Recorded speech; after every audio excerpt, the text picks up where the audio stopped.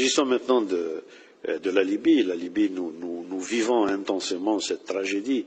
dans nos cœurs, dans notre raison, dans nos corps, parce qu'il s'agit d'un pays frère, un pays voisin, un pays qui a partagé avec nous les dures conditions que le peuple algérien a vécues à travers son histoire, un pays qui a toujours été proche de l'Algérie, même quand dans le passé il y a eu des nuances ou des différences dans la perception de certaines questions. Nous nous sommes toujours retrouvés à la faveur d'une concertation, d'un dialogue qui était bien alimenté par les dirigeants des deux pays. Et donc, ce qui arrive à la Libye nous touche au plus haut point. Ce qui arrive à la Libye est évidemment de la responsabilité des Libyens d'abord et avant tout, mais aussi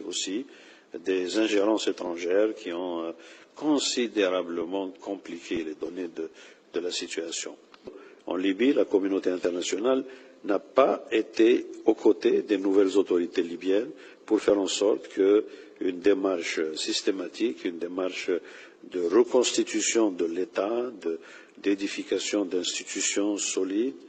dans tous les domaines, institutions politiques, mais aussi institutions sécuritaires, une armée nationale, des services de sécurité professionnels qui puissent servir. Alors maintenant, la Libye doit pouvoir redevenir un État solide pour jouer pleinement son rôle dans la région et dans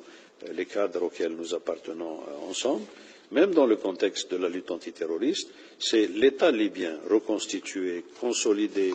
doté d'institutions pérennes qui sera en mesure d'apporter une contribution significative à la lutte contre le terrorisme.